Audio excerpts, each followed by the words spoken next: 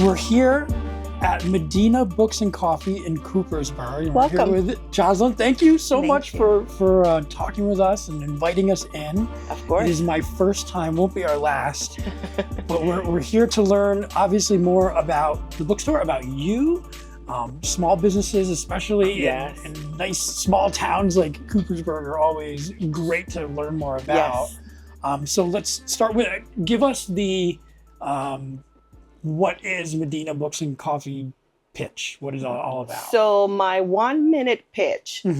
I'm Joselin, and this is our little world of books and coffee and anything bookish in between. So we have a little bit of everything, and as we grow, we'll have more. But for now, you are actually in the dark side where we have anything crime and thrillers and mystery. All that darkness of humanity is in this room.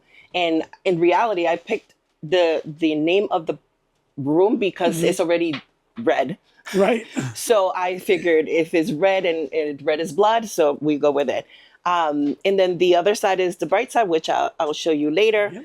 Yep. But for the most part, we've been here since December, and this has been a dream of mine for a very long time. I love to go to bookstores wherever I am. I spend hours at Barnes & Noble's just because I love the environment. I love to be around books. I'm one of those people. So I've always wanted to have a bookstore of my own. And my dad actually had a bookstore when I was little, and he introduced me to reading. And it just stayed with me as something that in the future I would want to do. Obviously, you grow up and you feel like maybe it won't happen, but it did. I saw the opportunity and I took it. So tell me a little bit about that. You growing up, where did you grow up? I am from the Dominican Republic, a little island in the Caribbean. I speak Spanish.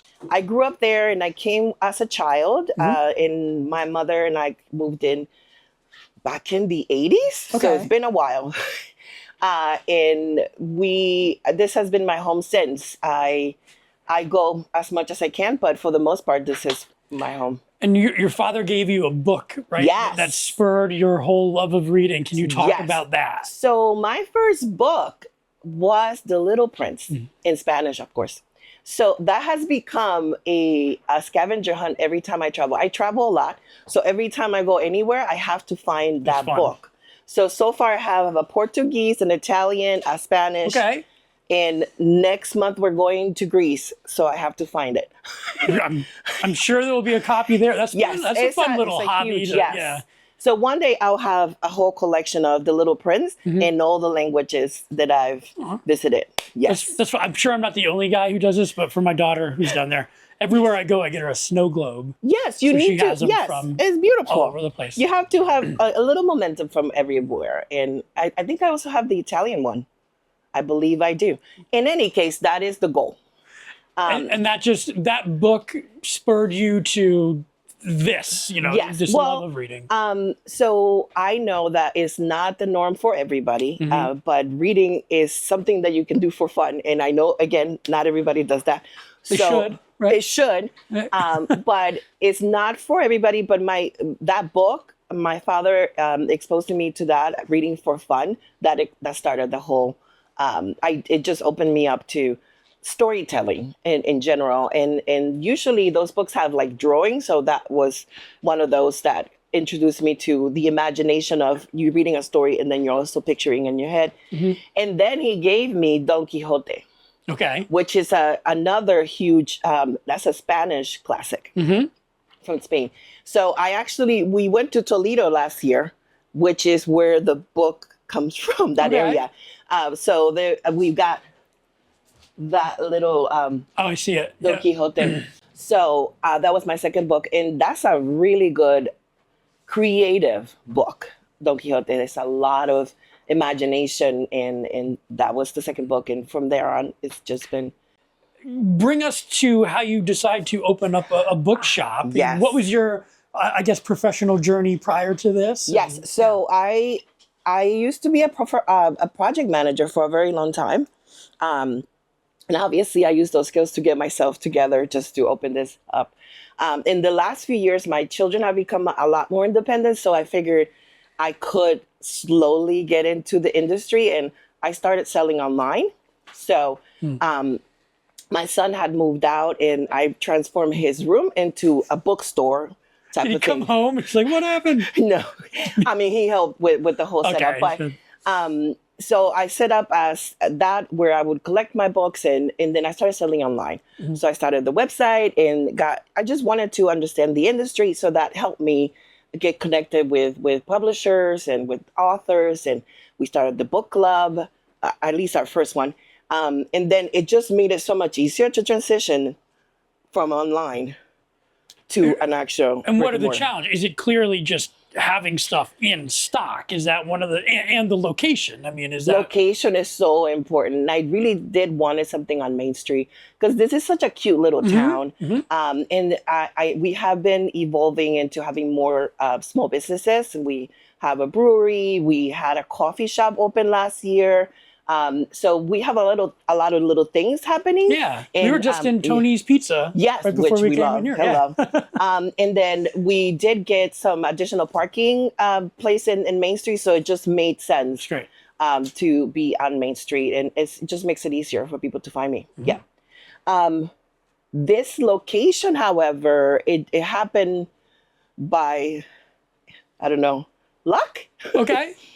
Because this is a spa, Right. and they have a stylist on the other side, a spot upstairs, and this used to be the area where they did nails, manicures, and so it became available, and she and I agreed, and we're working now together. Yeah, I mean, it's funny because it's kind of one of those things when you think about it for a second, you're like, this makes so much sense. Yes, If you can coexist. with another small business, yes, Right, absolutely. It does, because you even have people who would be like waiting, or they got done with something and now they can cruise. I love it. It's such an interesting concept that just is so and people obvious. who come here to grab books, oh wait, that's a spa, and then they'll Yeah. take the business card with them. Yeah. And it seems, So it it seems brings like a us closer. win-win.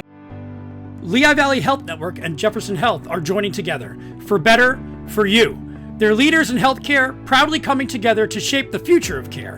By combining their strengths, their expanded network offers you greater access to nationally ranked specialists, advanced technologies, and life-saving clinical trials informed by a renowned academic medical center. Jefferson and LVHN, stronger than ever for the future of healthcare.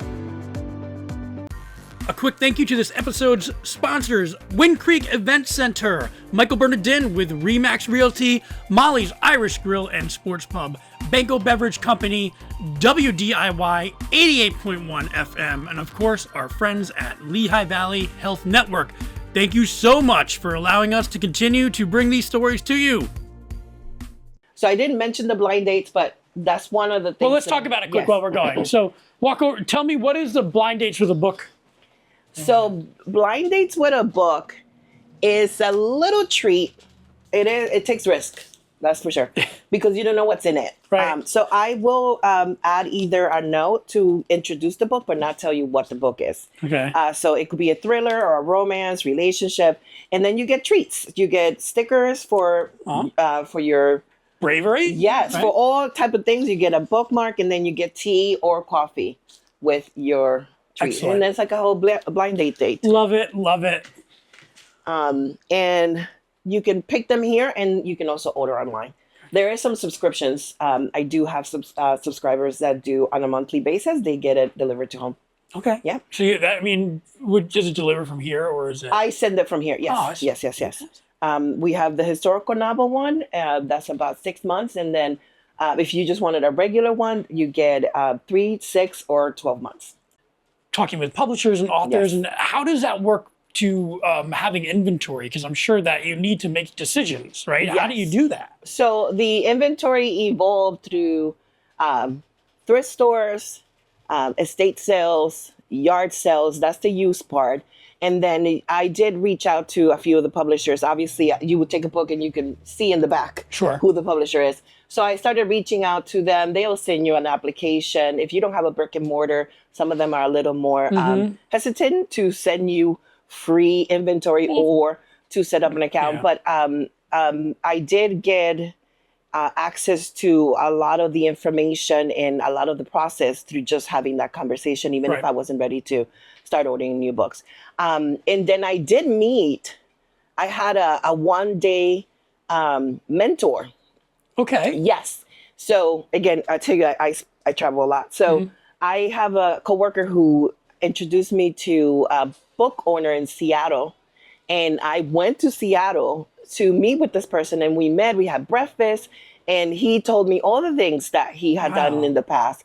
He told me, here's what the association you should How would you like start. skip through a lot Yes, he just said, and if I were to do it again, he told me this is what I would do.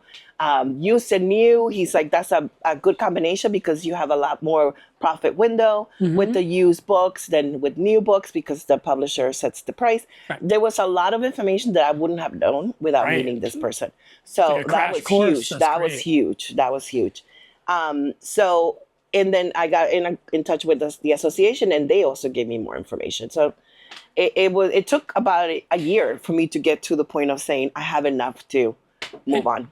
Now, we could both agree the economy is wacky, right? Yes. And some people might think, why open up an independent bookstore right now? What's the answer to that? You know? In reality, it is true, 100% true.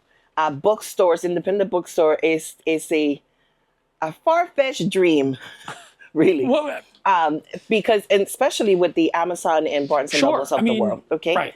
So that is the reality. However, the actual book reader and lover of books loves the independent bookstore, loves to support local, and we love to be just surrounded by them. And there's it doesn't seem the same or feel the same when you're in this big warehouse-looking place, or when you're just getting it delivered. It's not the same. Can you kind of expound upon that? Yes. In terms of your book clubs, you were talking about yes. some of them.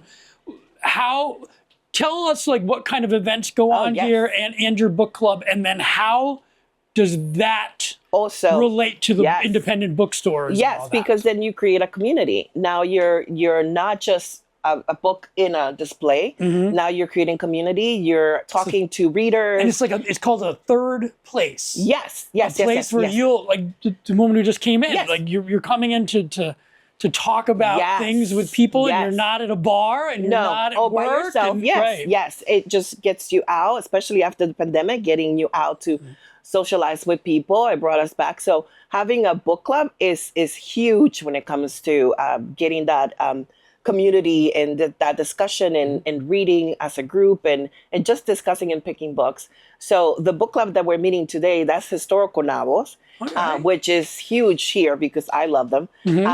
And then we have other book clubs, and some of them are actually virtually.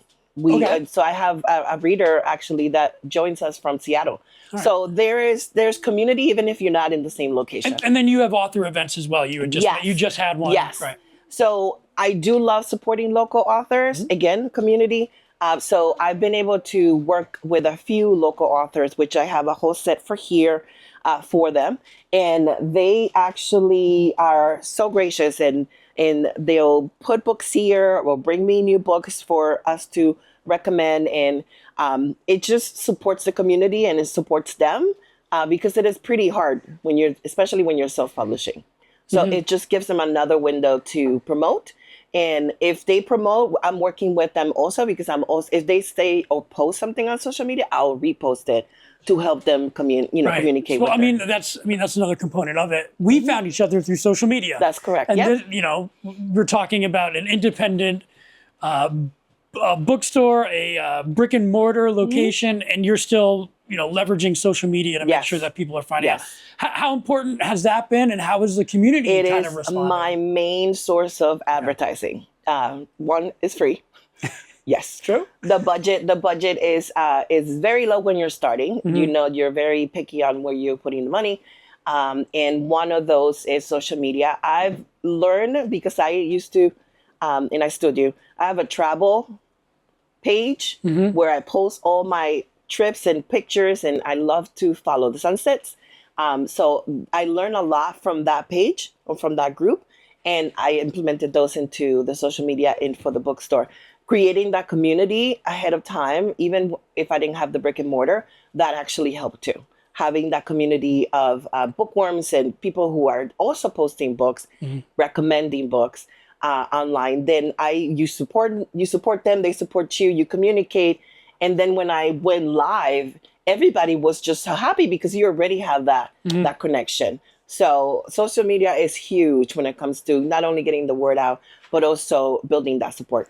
And then let's talk about being social in general. How can people, can they just, of course, like we did, just walk in during your hours, visit you online and find out more information, but get involved and come out? So I'm on Facebook, just the regular page for the bookstore, and then also on social media, on Instagram. They pushed me to do TikTok. I did not want to, but I gave in. It's very addictive. Right, I know. We can film some TikToks here, Crystal. Yes, it's just very addictive.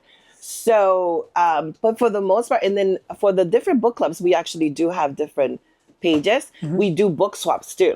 Okay. That's a big one. Yeah. So that one actually, we try to do small businesses in the community and actually bring the people there. They bring their books, we exchange books, we talk to each other about the books, and then we try whatever the product is. So the last one we did was at Sage Alley, which is right down the street.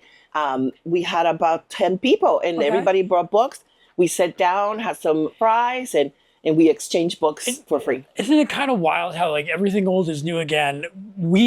Have begun. I've always liked vinyl. Yes. But since the pandemic, been buying so much more vinyl. I've purchased way more tactile, physical books than I did pre-pandemic when I was doing most of my reading online. I don't know why. I guess I could think harder about this, but it's interesting to be kind of pulling back to that and seeing people really appreciate the actual physical thing. Yes. But I think it's that physical thing combined with the fact that you get together, absolutely. It's a little bit of a movement, right? Yes, that is correct. Awesome. There's a whole group of people who are just looking to connect that way.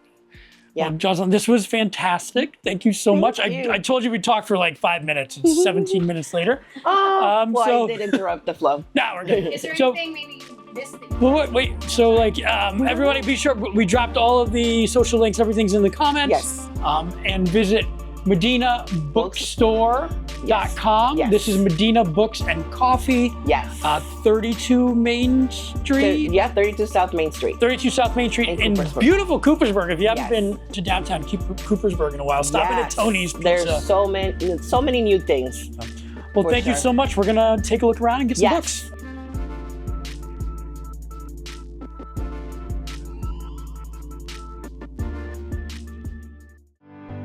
Lehigh Valley Health Network and Jefferson Health are joining together for better for you.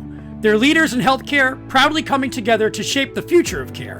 By combining their strengths, their expanded network offers you greater access to nationally ranked specialists, advanced technologies, and life-saving clinical trials informed by a renowned academic medical center. Jefferson and LVHN, stronger than ever for the future of healthcare.